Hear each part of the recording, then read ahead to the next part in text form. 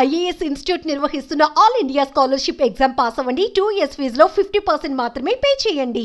Instagram లో ఓ యువకుడు పంపిన అసభ్యకర మెసేజ్ ఆ అమ్మాయి ప్రాణాలు తీసింది. ఆ మెసేజ్ సారాంశం ఏంటో గానీ అది వచ్చిన దగ్గర నుంచి ఆ యువతి భరించలేకపోయింది. ప్రాణం ఉక్కిరిబిక్కిరి చేసేలా చేసింది. ఎంత ఆలోచించినా ఆ మెసేజ్ ఆ యువతిని వెంటాడింది.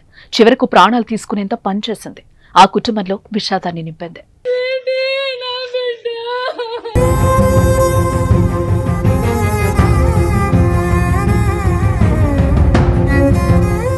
యాదాద్రి భువనగిరి జిల్లా భువనగిరి పట్టణంలో విద్యానగర్కు చెందిన సతీష్ సంధ్య దంపతుల కూతురు హాసిని.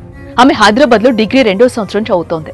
ఈ క్రమంలో నిఖిల్ అనే యువకుడు గత కొన్ని రోజులుగా వాట్సాప్ లో పిచ్చి పిచ్చి పోస్టులు పెడుతూ ఆమెను వేధించసాగాడు. అయినా ఆ విద్యార్థి మౌనంగా ఉండిపోయింది. దీంతో అతను మరింతగా రెచ్చిపోయాడు.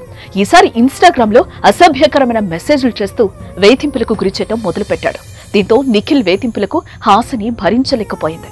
ఈ క్రమంలోనే ఇంట్లో ఎవరూ లేని సమయంలో ఉరి వేసుకుని ఆత్మహత్య చేసుకుంది.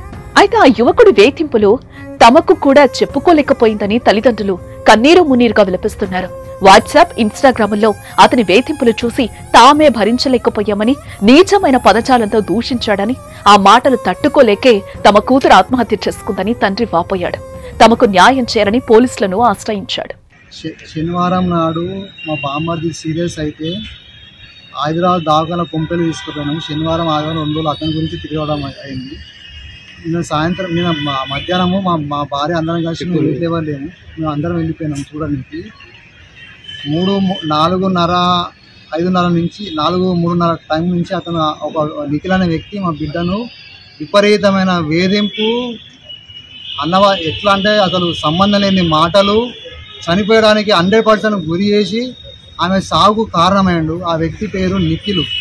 నిఖిల్ మా బిడ్డ ఫోన్లా, ఇన్‌స్టాగ్రామ్లా, స్నాప్లా అవన్నీ చూస్తే ఆ మాటలకు మాకే ఎట్లా అనిపిస్తుంది అంటే చెప్పరాని బాధ.